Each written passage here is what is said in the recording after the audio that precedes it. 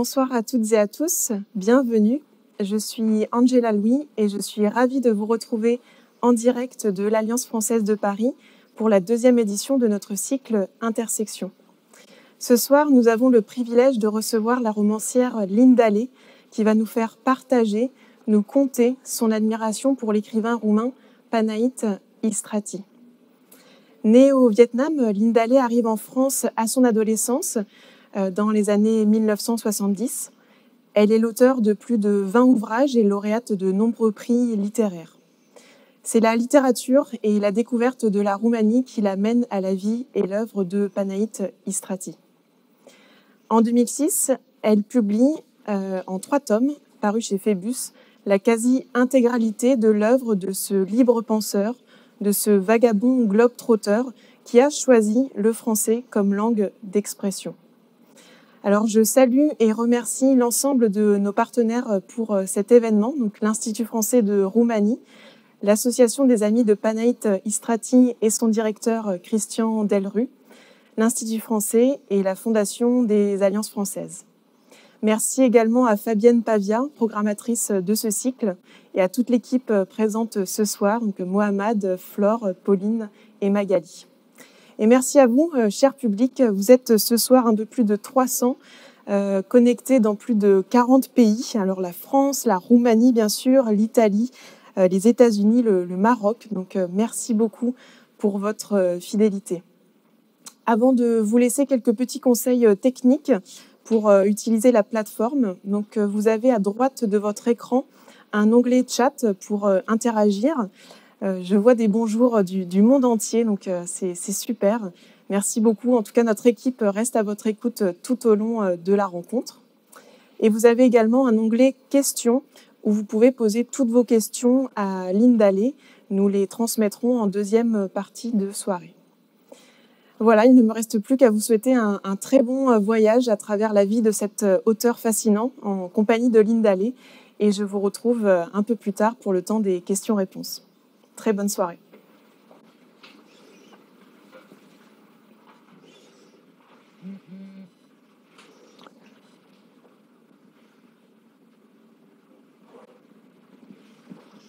Bonsoir, je voudrais dire aussi mes remerciements à Flore, à Angela, à Pauline qui m'ont chaleureusement accueillie à l'Alliance française et puis merci aussi à Fabienne Pavia pour cette soirée en compagnie d'Istrati. Je voudrais parler de ce que j'appellerais la transfiguration de Panaït Istrati. Et pour cela, je vais commencer par évoquer ce que je nommerais l'axe, ou plutôt l'express Bucarest-Paris, c'est-à-dire les écrivains roumains qui ont choisi d'écrire en français. En premier lieu, j'évoquerai Gerasim Luca, qui a commencé par écrire en roumain et qui a fini par écrire en français et par vivre à Paris. Il est, je crois, les dernières années, il a été très connu pour une formule qui a fleuri chez les confinés, c'est que tout le monde a repris son poème « Comment s'en sortir sans sortir ». Et l'autre roumain, c'est Eugène Ionescu, dont l'œuvre a peu à voir avec celle de Panaït Istrati, mais qui néanmoins a été l'un des initiateurs de la réédition de toute l'œuvre de Panaït Istrati chez Gallimard en 1967. Il a été un de ceux qui qui a été à l'origine de ces œuvres quasi complètes, où il y avait une préface de Joseph Kessel aussi. Et Joseph Kessel disait que il avait échangé son sang avec Panistrati pour célébrer leur amitié.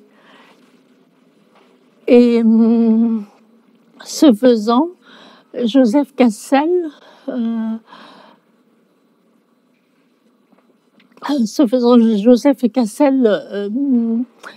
célébrait ce qu'il appelle la révolte organique chez Panistrati. C'est-à-dire que pour lui, dans chaque pulsation de ses artères, il lutte contre la souffrance infligée à l'homme par d'autres hommes et par la société. Enfin, j'évoquerai Sioran.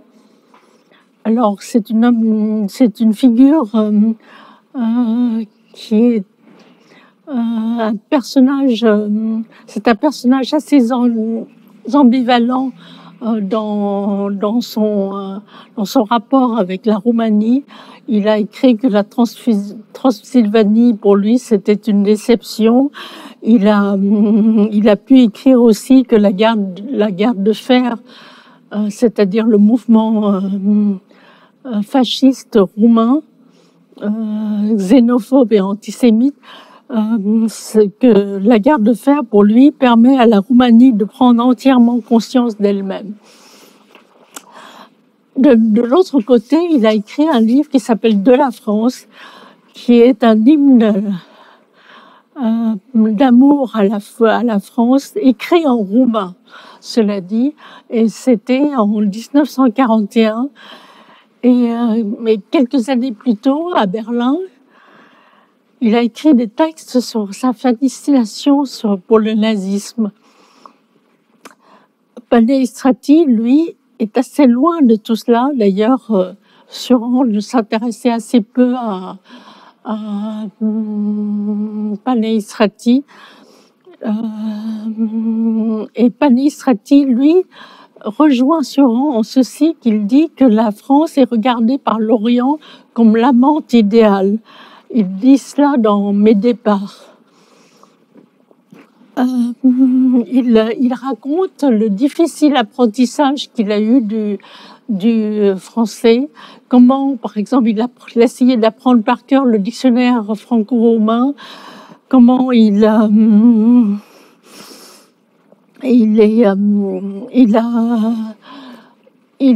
écrivait des bouts de phrases, il les collait au mur pour apprendre des mots, des phrases, des expressions, etc. Il se demandait comment il n'était pas devenu fou à cette époque-là. D'ailleurs, Sioran disait que par rapport au roumain, qui est une langue assez échevelée, dit-il, le français est une langue rigoureuse, une langue de diplomate, et passer de roumain au français, c'est comme si on se passait une camisole de force. Donc, d'une certaine façon, les deux se rejoignaient dans leur vision de la langue française. Chez Istrati, on trouve des déclarations d'amour à la France. Et d'ailleurs, en 1923, quand il a publié son premier livre, Kiralina, dans la revue Europe, Istrati a dit que parmi les miracles que fait Paris, c'est que cette ville, la ville lumière, a fait entrer un va-nu-pied des Balkans au royaume des lettres. Il dit presque partout dans son œuvre sa dette vis-à-vis de la France. On verra plus tard que tout cela finira de manière assez tragique pour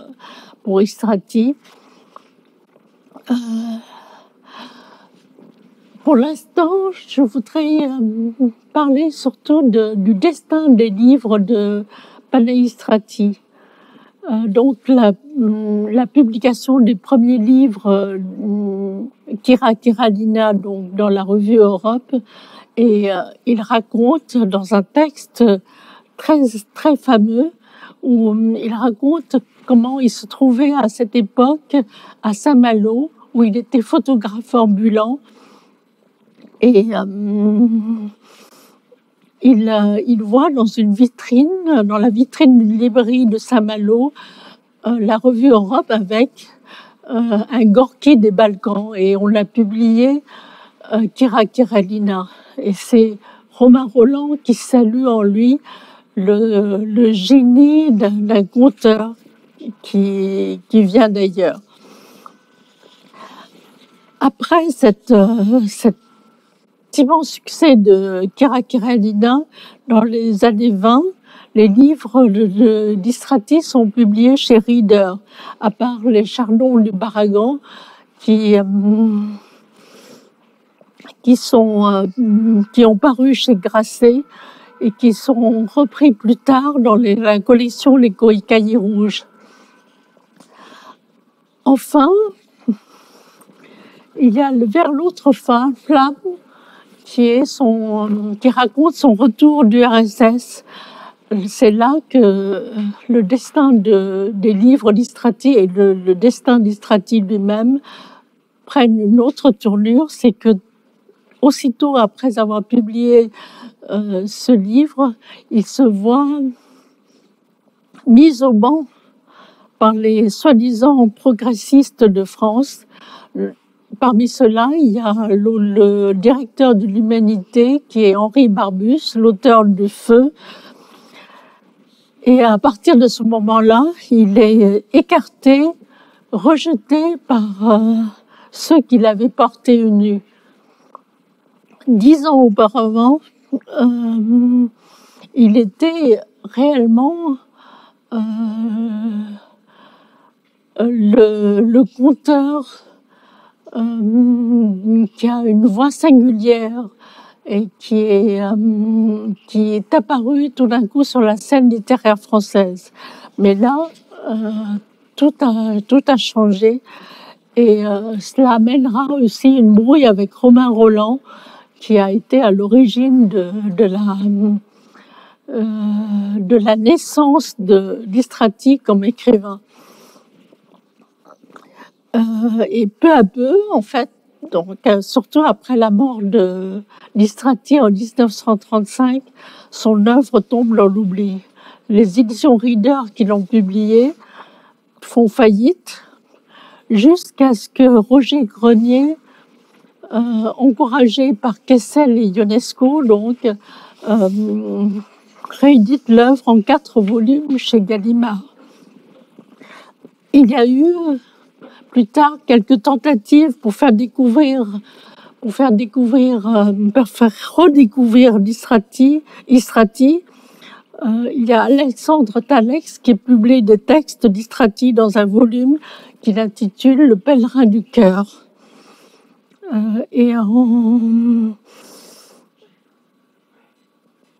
C'est chez Gallimard, donc en 1995, Le Pèlerin du cœur. Et l'autre livre qui a connu quand même un autre destin, c'est Vers l'autre flamme, qui est réédité en 1977, puis en 1980 dans la collection 10-18 de Christian Bourgois, puis enfin en 1987 dans la collection Folio Essai. Donc c'est peut-être le seul livre d'Istrati qui reste sous les projecteurs de manière assez constante. Dans les années 1990, là, Istrati retombe dans une espèce de purgatoire littéraire jusqu'à la publication des œuvres quasi complètes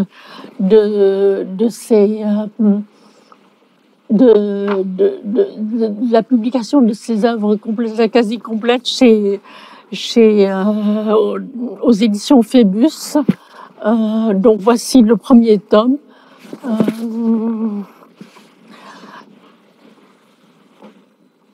L'idée, en fait, de cette redécouverte d'Istrati vient de Jean-Pierre Sicre, qui à l'époque dirigeait le Phébus, les éditions Phébus.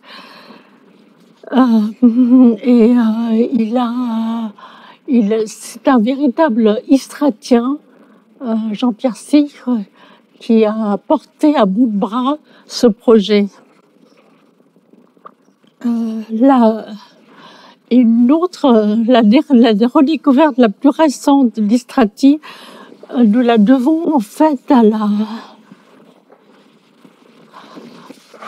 au livre de Nina Samios Kazantzakis, la femme de Kazantzakis, qui a accompagné Istrati pendant tout son voyage du RSS. Et le livre s'intitule La véritable tragédie de Panay Istrati. Elle dit, Eleni Kazantzakis, à un moment, son âme héroïque transforme la faim en nourriture et le vagabondage nu-pied en liberté.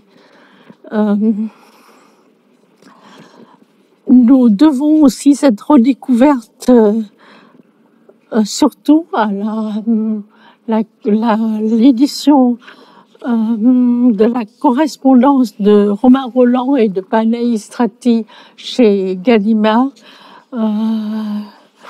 sous l'égide de Daniel Hierro et Jean Rière. Il y a eu, avant cette édition chez Gallimard, il y a eu une autre édition intégrale chez Canva, qui est due à Alexandre Talex. Elle est moins connue, mais elle existe néanmoins.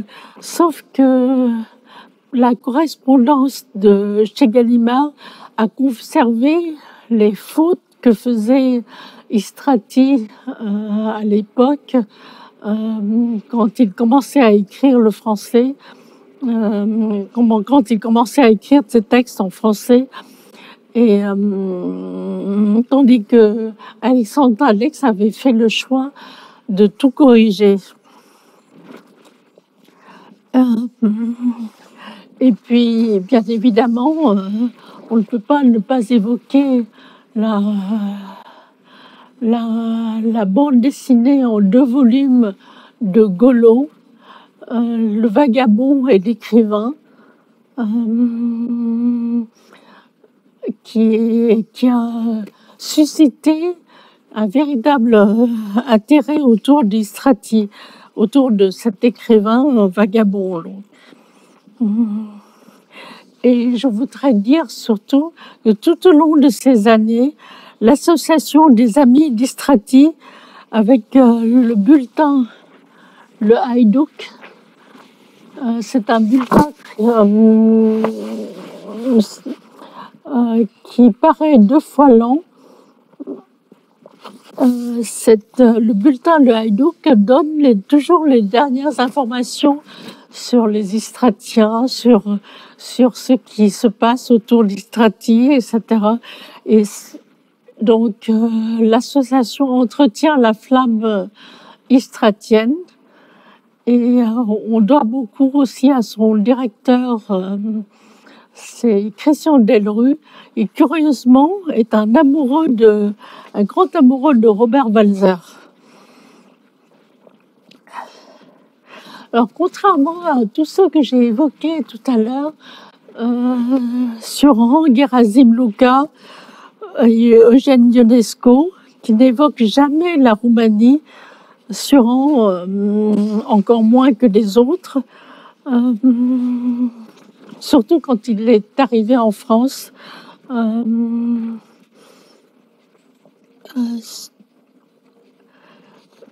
Tandis que Istrati, que Romain Rolland appelle donc le Gorki des Balkans, ne cesse dans ses livres de chanter la Roumanie. mais il le fait de manière romanesque, contrairement à Sioran qui en parle en tant que philosophe, en tant que témoin de son siècle, etc. Et Istrati parle surtout de Braila, port danubien, où il vit le jour en 1884. Il dit ceci de Braila: « Je l'ai aimé dans mon enfance, je l'ai haï dans mon adolescence, puis je l'ai perdu. Je suis parti à travers le monde, je n'étais plus pour elle. Je n'ai plus été pour elle qu'un hôte. » Istrati donc est né à Braila, d'une mère qui est blanchisseuse, une mère blanchisseuse, et elle est roumaine, tandis que son père est un contrebandier grec, tué par les gardes-côtes quand Istrati lui-même n'avait que 9 mois. La dure vie d'Istrati ne fait que commencer alors. Et à 12 ans déjà, il devient domestique chez un pâtissier. Ensuite, il fait toutes sortes de métiers. Il est apprenti au dock, il est homme sandwich, colleur d'affiches, conducteur de tracteur, peintre en bâtiment, valet d'hôtel, garçon de café, semeur de poteaux électriques. Et je l'ai dit tout à l'heure aussi, photographe ambulant. Je ne cite que quelques-uns des métiers qu'il a pu exercer. Mais surtout, les vagabondages et les livres, pour lui, ce sont ce qu'il appelle des bains lumineux du cœur et de l'esprit. Au désespoir de sa mère, qui lui disait « Qu'est-ce qui te fait courir la terre comme un possédé ?» Au désespoir donc de cette mère, il explorait toute la région autour de Braila, mais il aimait la lecture aussi. Schopenhauer, Dostoïevski, Tolstoï, Rousseau surtout, parce qu'il considérait que les études livresques et la connaissance de l'homme, ce sont pas deux choses qui se distinguent. Il a toujours eu ce qu'il appelle la passion de l'humain. Par exemple, il aimait faire la connaissance d'un gueux dans un asile de nuit, ce qu'il raconte dans un très beau texte. Et en fait, c'est cet amour pour les rencontres de hasard, c'est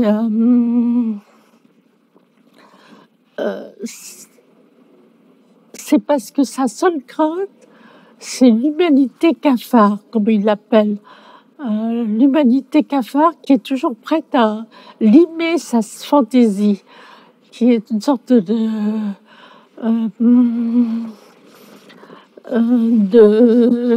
lit de Procuste qui le diminue, qui réduit son existence.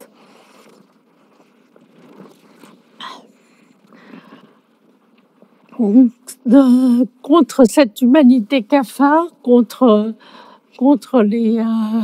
ce qu'il appelle les normes, tout ce qui est convenance, il a les livres, les aventures, les voyages partout dans le monde, mais surtout dans les pays méditerranéens. Et il a son père spirituel, son idole, qu'il a découvert, dont il a découvert l'œuvre dans un sanatorium en Suisse romande.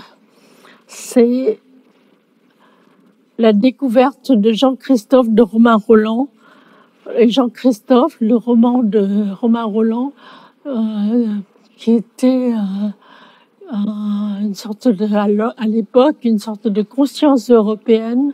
Jean-Christophe devient presque son évangile, car il est question de l'amitié, et ça, pour l'amitié, c'est le thème qui est le plus cher au cœur de Panaïstrati.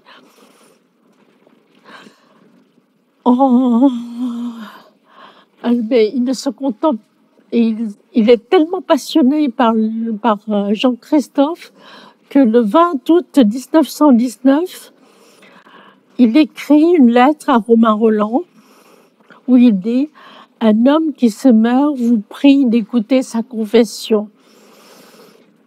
C'est une longue lettre, un écrivain qui, dit-il, connaît la vie. La lettre ne parvient pas à son destinataire. Entre-temps, la mère de Listrati meurt, ce qui ajoute à son désarroi. Et le 1er janvier 1921, il écrit « Dernières paroles » qui sont destinées à Romain Rolland, toujours. Il parle de l'amour de la lecture. Il parle d'une rencontre à Alexandrie d'un homme qui lui a vendu Résurrection de Tolstoï. Et puis 3 jours après, il fait une tentative de suicide en s'ouvrant la gorge dans le parc Albert Ier de Nice. La lettre est trouvée sur lui et expédiée à Romain Rolland. Elle arrive cette fois-ci entre les mains de Romain Rolland, de l'auteur de Jean-Christophe. Et il s'ensuit alors une correspondance où Romain Rolland ne cesse de répéter, comme une sorte de leitmotiv à Listrati, « Je n'attends pas de vous des lettres exaltées, j'attends des œuvres ». Panaïstrati, d'ailleurs, ne cessera pas par la suite de souligner qu'il n'a jamais été, comme Jack London, tenté par l'idée d'envoyer tous ces manuscrits, ces textes à des écrivains et pour leur demander leur protection ou en espérant être publiés. Il rappelle toujours que Romain Rolland a dû batailler de 1921 à 1922 pour qu'il se mette à composer quelque chose. Romain Rolland, lui, disait que Listrati est un passionné.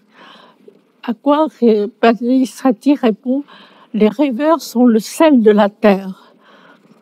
Et il a une très haute idée de l'art. Il dit dans les arts et l'humanité aujourd'hui, il dit l'art c'est une guerre à notre imperfection. Et les beautés artistiques sont pour lui comme des divinités chargées d'améliorer l'homme. Il fait tout pour lutter, pour combattre ce qu'il appelle la littérature raille, c'est-à-dire la littérature qui est tout artifice, qui prend des pauses. Il ne cesse d'ailleurs de répéter « J'ai vu que le monde des lettres aussi allait à sa perte ». Et tout en soulignant qu'il n'est peut-être pas un écrivain, mais il n'est pas non plus un marchand d'émotions fabriquées. Donc ce qu'il cherche, ce sont des mots guérisseurs, des mots rageurs, des mots dédiés à une jeunesse insurgée. Et ce qu'il cherche aussi, c'est faire exister ce qu'il appelle des hommes échos. Voici comment il les définit. Ils entendent la nuit le cri de la chair humaine mordue par la férocité du plaisir. Le jour, il sursaute sur tous les corps endeuillés par la bestiale peine du travail qu'on n'aime pas. Romain Rolland, qui sent tout cela chez Istrati, l'encourage à écrire en parlant de la force qui est en lui et que ce qui est supérieur dans tout ce qu'il a pu lire chez Istrati, ce sont les figures d'hommes. On verra dans la suite les personnages d'Istrati. Il y a par exemple Codine le Forçat qui est tué par sa mère, Kir Nicolas le pâtissier, Oncle Angel et surtout Michael. Les deux thèmes qui sont chers à Istrati, c'est l'amitié, comme je l'ai dit tout à l'heure, et le désir de lire dans le cœur des hommes.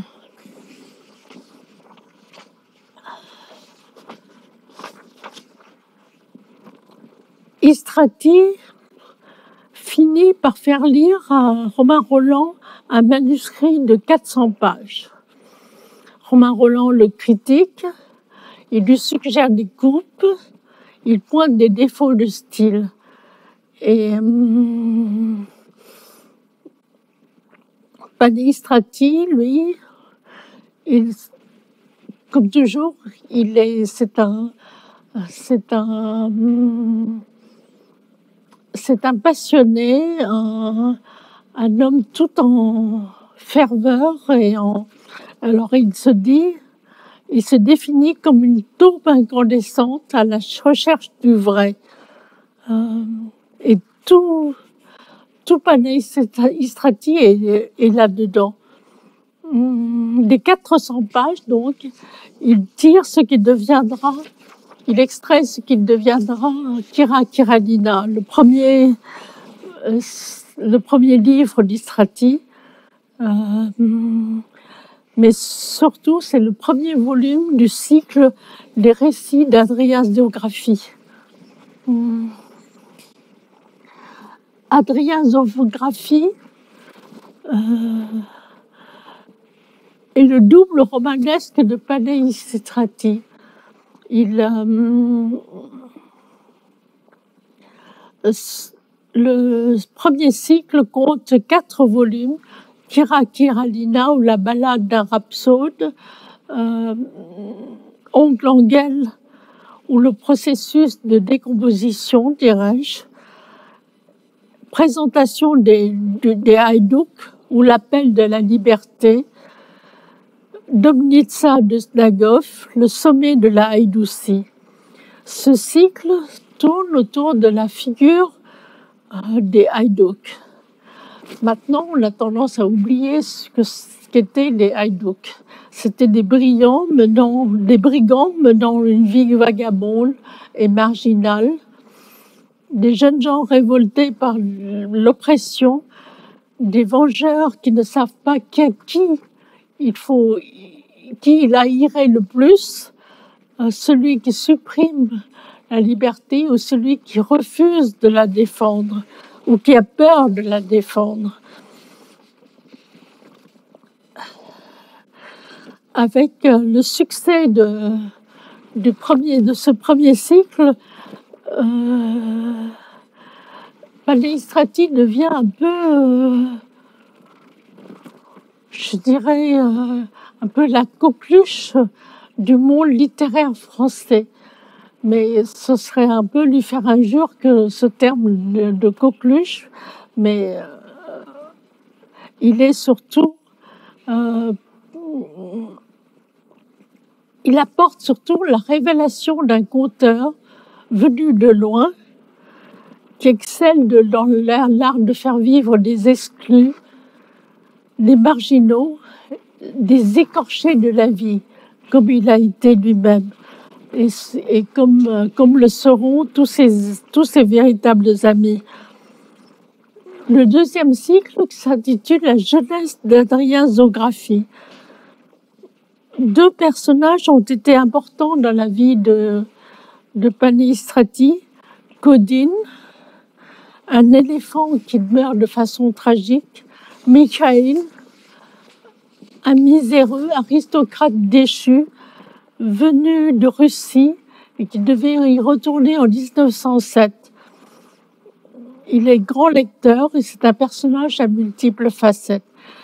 Les deux derniers volumes de ce cycle, Mes départs et Le pêcheur d'éponges, chantent les rencontres des hasards, l'amour des apatrides aussi.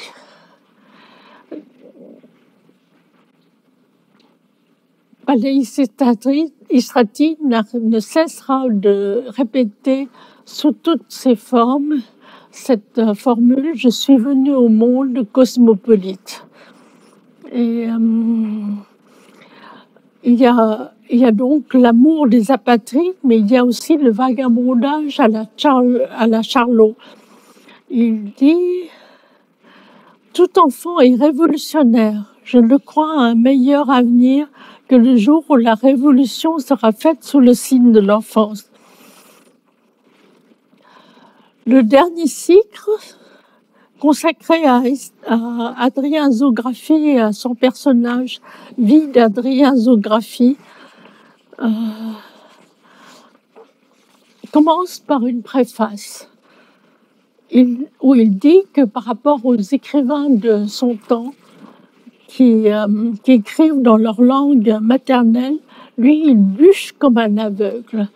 Il se cogne la tête à toutes les règles d'une grammaire dont il ignore jusqu'au premier mot. Donc, dans ce dernier cycle, ce sont des textes, ce sont des romans très différents de ce qu'on a pu lire jusqu'alors dans les deux autres cycles. Il y a La Maison Thuringer, qui sera taxée de livre réactionnaire. Là, il n'y a pas d'aventure, pas de vagabondage, mais les souvenirs de Paleïstrati du temps où il faisait partie du syndicat des ouvriers du port. Le lecteur retrouve le personnage de Mikhaïl dans le bureau de placement. Ce livre a été écrit 3 ans avant la mort de Paleïstrati. Mikhaïl, donc, sert d'agent. Il place les domestiques dans les maisons bourgeoises. Le livre est dédié à tous les tuberculeux de la terre. Je cite Istrati, qu'ils soient de braves gens ou des canailles. C'est là on sent que c'est la maladie qui l'emportera en 1935. Les 2 derniers livres des 3 cycles, c'est Méditerranée lever du soleil et Méditerranée coucher du soleil. Ces 2 livres racontent les vagabondages d'Adrien Zographie en Orient, le Caire, Damas, Beyrouth, etc. Et ce qui frappe surtout dans ce cycle, c'est un aveu où il dit que son âme est une chaudière sous pression constante. Et il déplore l'atrocité quasi universelle qui règne aujourd'hui sur la terre. On sent déjà l'amertume, les illusions d'Istrati. Il revient aussi sur ses lectures de jeunesse, Schopenhauer encore, Schiller, Shakespeare. Et en évoquant ses lectures de jeunesse, il se dit avant tout un solitaire, un isolé. En dehors des 3 cycles, donc autour d'Adrien Zographie, il y a Les Chardons du Baragan en 1929. Romain Rolland est admiratif, très admiratif de ce livre. il a dit à Panayistrati, presque tout le reste de la littérature d'à présent me dégoûte. Ce livre, donc, rappelons-le, est dédié aux 11 000 assassinés par le gouvernement roumain en 1907. Il y a aussi Țața Minca et Neranțula, qui sont des tragédies amoureuses. Je noterai simplement que pour Neranțula, l'éditeur refusa le titre, jugé incompréhensible, et lui préféra celui plus banal le refrain de la fosse. C'est l'histoire pour désigner l'histoire de la petite porteuse d'eau.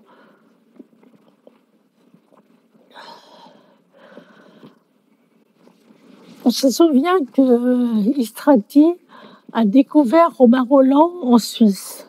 Et en fait, c'était grâce à Josué Giuda, un écrivain juif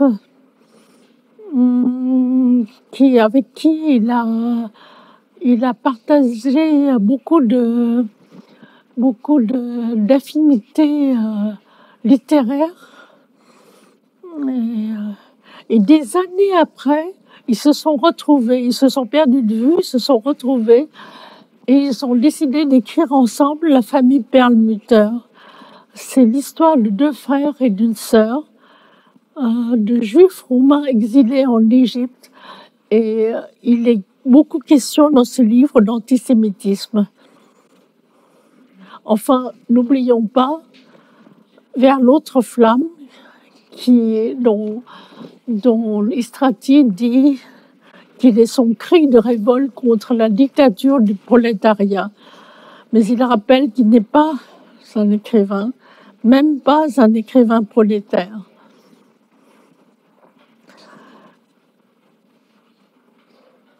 Il dit, au départ, il a vis-à-vis de l'URSS une admiration presque inconditionnelle. La Russie soviétique, pour lui, c'est presque l'Éden sur Terre. Il dit, en Occident, l'élan est mort, en URSS, il est en plein vol. C'est dire avec quel enthousiasme il a répondu à l'invitation à participer à la célébration des 10 ans de la Révolution d'octobre.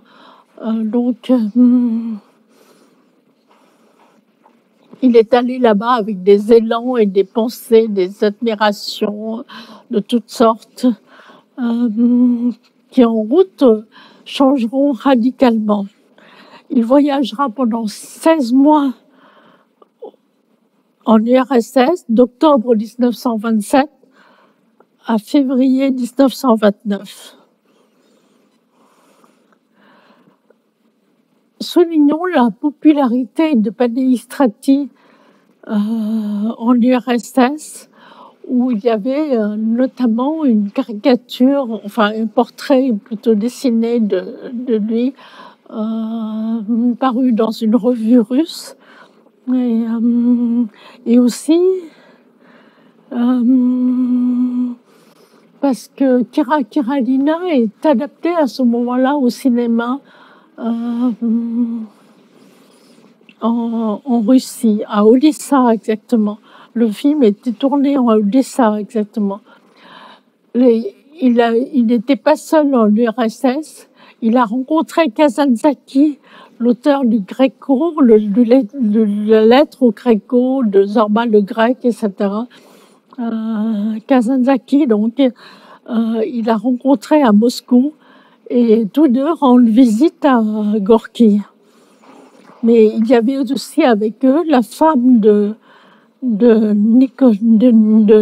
Kazantzakis, Eleni, donc l'auteur de ce livre, la véritable tragédie de Panayistrati. et la compagne de Palestrati, Marie-Louise Bovy, dite Bilili. Kazantzakis, d'ailleurs, donne avec Istrati une conférence en 1927 en Grèce pour dire leur amour de la Russie bolchevique, ce qui leur vaut d'être aussitôt expulsés. Kazantzakis fait un beau portrait de Panaïstrati comme un être de feu. Il dit « Tu es la flamme, ta mission n'est pas de faire des théories de papier mâché, mais de brûler. Tu brûles et tu es brûlé. » Le livre est écrit en collaboration avec Boris Souvarine, l'auteur qui sera l'auteur en 1937 du Cauchemar en URSS, et aussi en collaboration avec Victor Serge, auteur des Mémoires d'un révolutionnaire et de S'il est minuit dans le siècle. Minuit dans le siècle, S'il est minuit dans le siècle a été lu par Walter Benjamin, tout comme les œuvres en tout cas au moins Vers l'autre flamme d'Istrati, et Walter Benjamin jugeait le livre de Victor Serge inférieur à ce qu'a pu écrire Panaïstrati. Donc c'est un livre écrit à trois, mais c'est Panaïstrati qui signe le livre. La partie du livre qui a été jugée la plus insupportable par Henri Barbusse, le directeur de l'Humanité, et les groupes communistes concerne l'affaire Roussakov, du nom du beau-père de Victor Serge.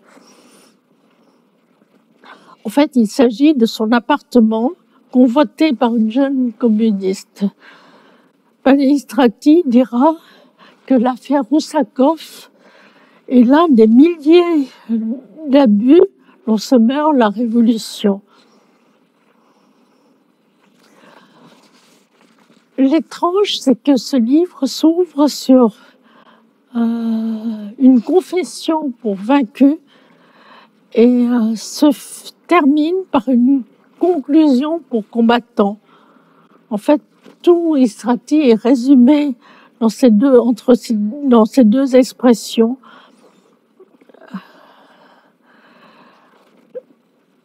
Istrati avait conscience qu'il était à la fois un perdant dans l'affaire, qu'il sera à la fois un perdant dans l'affaire, mais aussi un homme en lutte constante. Et d'ailleurs, avant la parution de Vers l'autre flamme, il dira « ce sera une terrible pétarade dans toute l'Europe ». Henri Barbusse, donc, le directeur de l'Humanité, qui parlait de Panaïstrati comme le jeune frère littéraire de Gorky, le traite de vendu de la police secrète roumaine. La presse soviétique parle de Panaïstrati double face.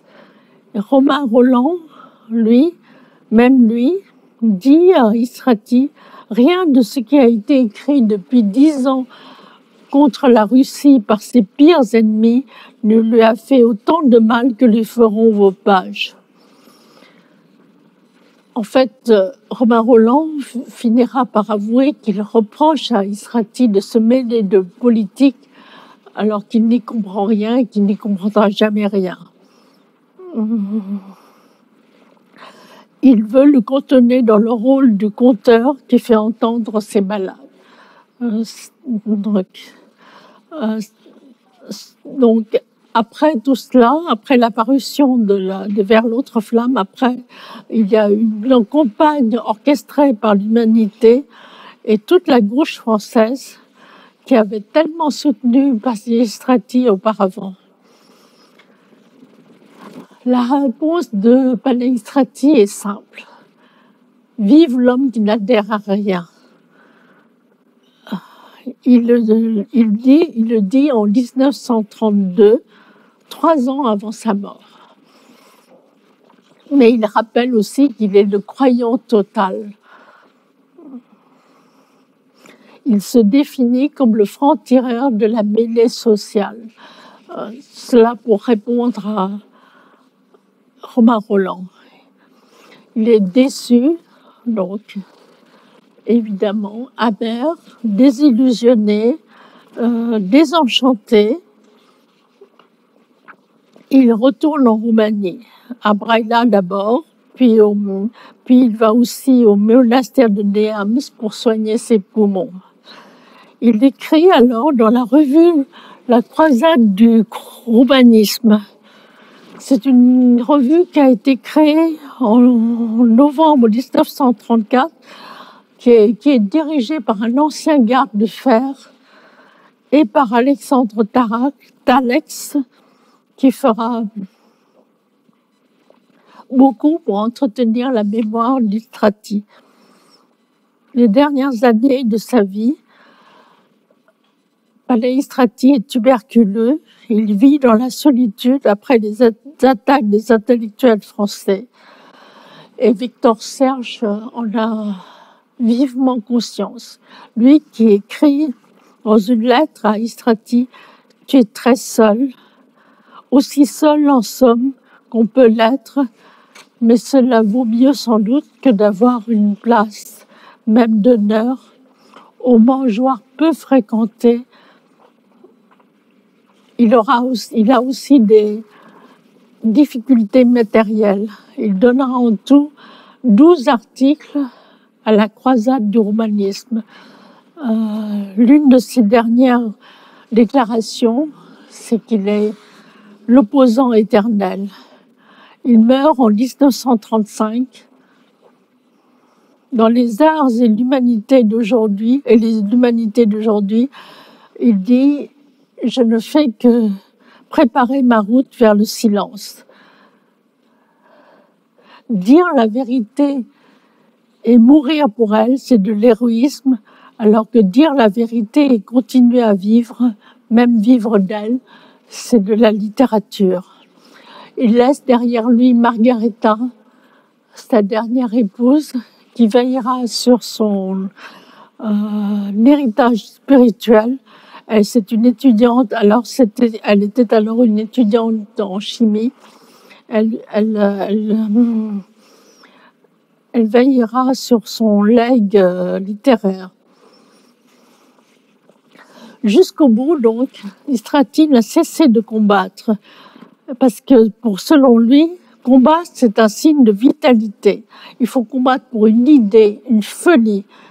Jusqu'au bout, il s'est attaché à apprendre à lire dans le grand livre de la vie, c'est-à-dire le cœur de l'homme. Panaï-Istrati est en somme le dernier des Haïdouks. C'est aussi le conteur faisant la chronique des misères et de l'oppression. Il est le chantre de la Roumanie, l'homme qui estime qu'il ne faut pas fermer les yeux sur le spectacle de l'injustice qui règne dans le monde. Il est l'écrivain à la langue chatoyante qui écrit d'abord dans ce qu'il appelle un français de fortune et finit par posséder à merveille son instrument. Il est un cas unique dans la littérature du XXe siècle. C'est un charlot vagabond qui est aussi un rhapsode, un témoin de son siècle qui ausculte son époque, pointe du doigt les laideurs de son siècle et chante la beauté de l'amitié. Ce n'est pas seulement un écrivain de l'aventure sur les routes, c'est un clochard céleste à l'écoute de la rumeur du monde. Au cœur de son œuvre, il y a un esprit aux aguets, il y a la certitude dans ce que dira plus tard Camus, à savoir que l'histoire de l'homme, c'est l'histoire des révoltes successives. Istrati est notre contemporain dont toute l'œuvre est un hymne à la liberté. Pour finir,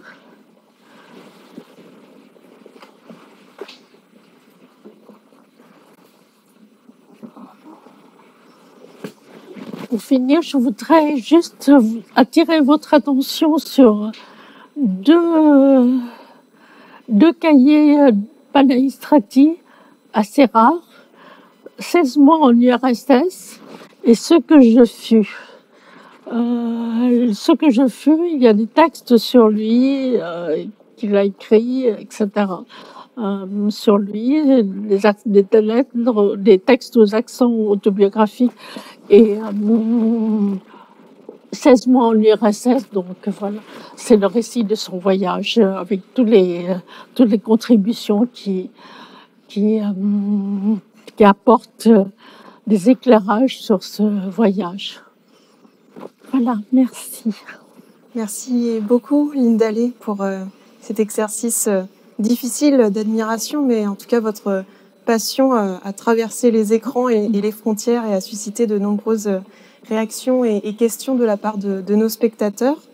Donc, si vous le voulez bien, voici la première question qui nous vient donc de France. François qui nous pose la question de savoir si Panaï-Strati a eu une carrière reconnue dans son pays natal. Oui, il est une carrière, non. Je crois que le personnage est, en tant qu'écrivain, il était très connu, très célébré. Il y a tout un fonds Panaï-Strati d'ailleurs qui est conservé là-bas, je crois, donc dans le musée de la littérature. On me démentira si ce n'est pas exact ce que j'écris, mais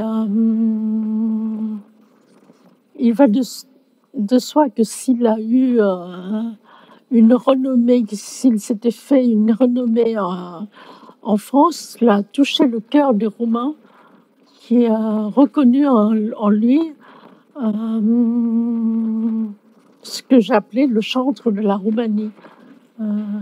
Bon, évidemment, il n'a peut-être pas la notoriété la UNESCO ou la célébrité controversée de Sioran. Et justement, entre la France et la Roumanie, on a une question d'Elsa qui nous écrit aussi de France. De quelle façon Panaï-Strati a influencé la littérature française de son époque ? Je crois que c'était une voix très singulière. Je ne suis pas sûre qu'il ait influencé. Je n'imagine pas que Kira Kiralina, par exemple, ou pour prendre un livre moins connu comme Codine ou La famille Perlmutter, je ne pense pas qu'il y ait des échos dans d'autres œuvres. C'est vraiment un témoin tout à fait à part.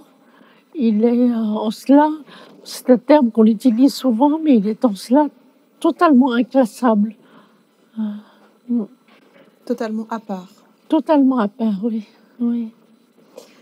Alors, une question de Roumanie posée par Dana. Vous avez parlé de figure spirituelle pour Romain Rolland. Elle demande si Romain Rolland peut être considéré comme une figure paternelle pour Strati, comme un ami mentor. C'est lui-même, Strati, qui dans ses lettres appelait Romain Rolland son père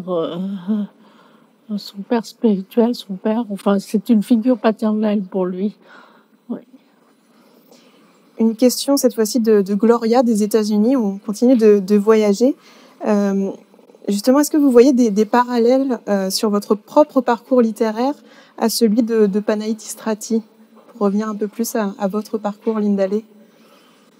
Oh, je ne me comparerai jamais à Panaï-Strati, mais la seule chose, c'est que je pense, je me reconnais dans dans le difficile apprentissage du français, à ceci près que Panaïstrati a l'immense mérite d'avoir commencé à apprendre le français seulement à l'âge de 30 ans.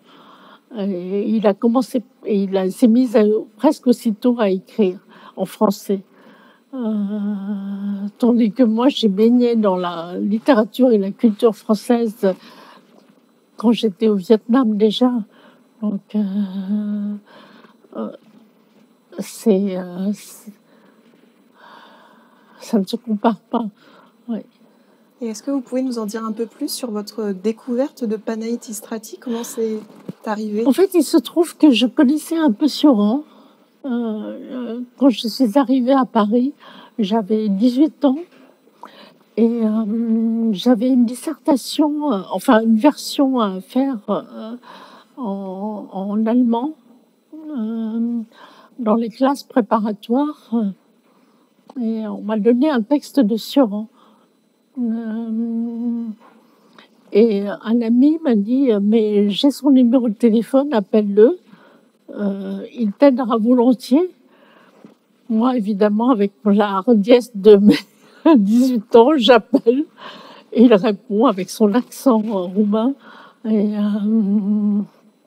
il me dit « Mais venez vite, on verra ça. » Et puis, il m'a aidé et voilà. Et j'ai commencé à ce moment-là à m'intéresser justement à tous les écrivains roumains écrivant en français, comme Sioran. Et je ne connaissais pas du tout Panaïstrati à l'époque. J'ai lu Ionesco. Et puis, c'est seulement après que j'ai découvert Istrati, avant même de découvrir Gerasim Luka.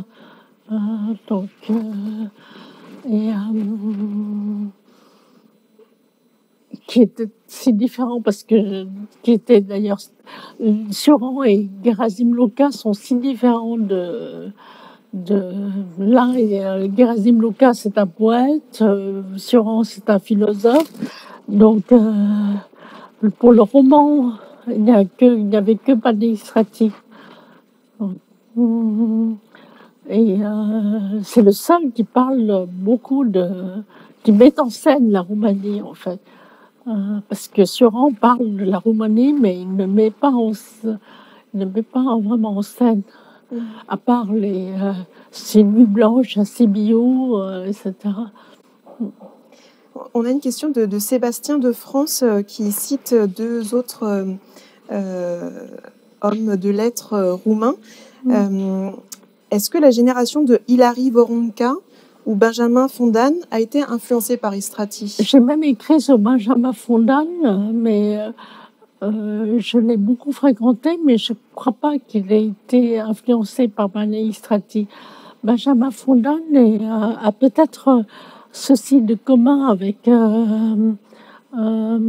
Istrati, c'est qu'il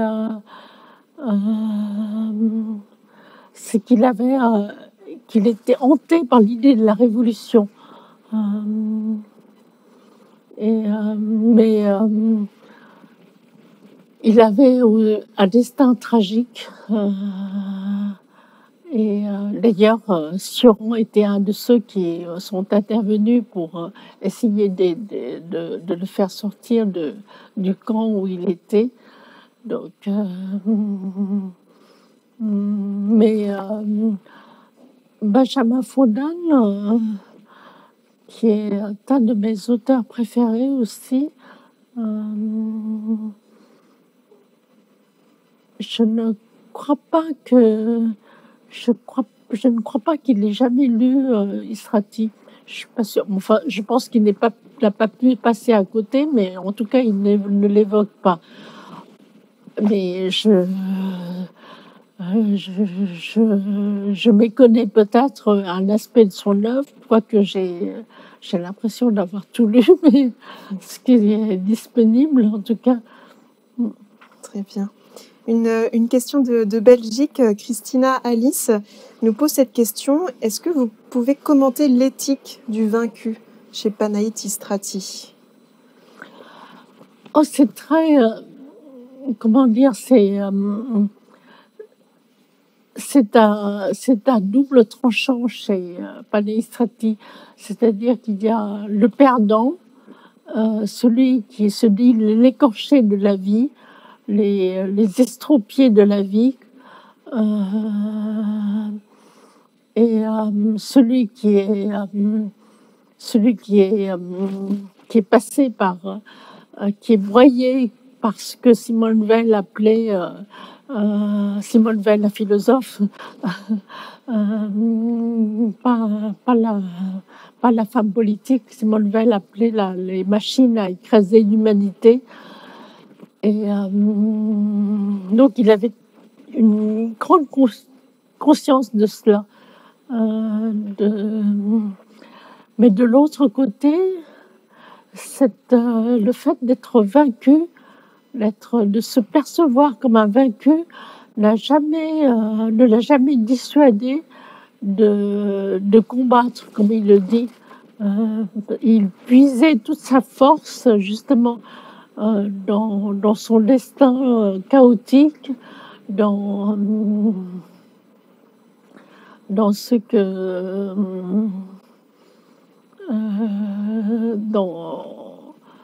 dans ce qu'il dit toute sa force aussi venait du fait qu'il cherchait toujours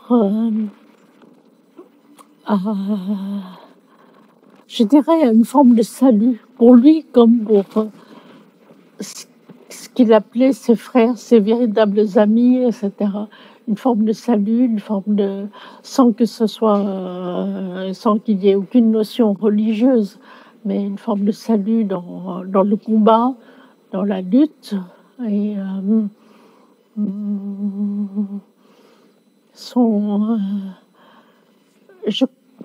quand je citais Confession pour vaincu et le bon combattant à la fin, entre le vaincu et le combattant, il y a très peu d'espace. C'est-à-dire qu'il fait constamment le saut entre les deux. Il est celui qui est constamment le perdant, mais c'est celui qui se redresse toujours et qui cherche avant tout à dénoncer peut-être pas, c'est pas le terme exact parce que on dirait que c'est un indique, mais qui cherche toujours à s'indigner. Il s'indigne toujours des injustices, des iniquités.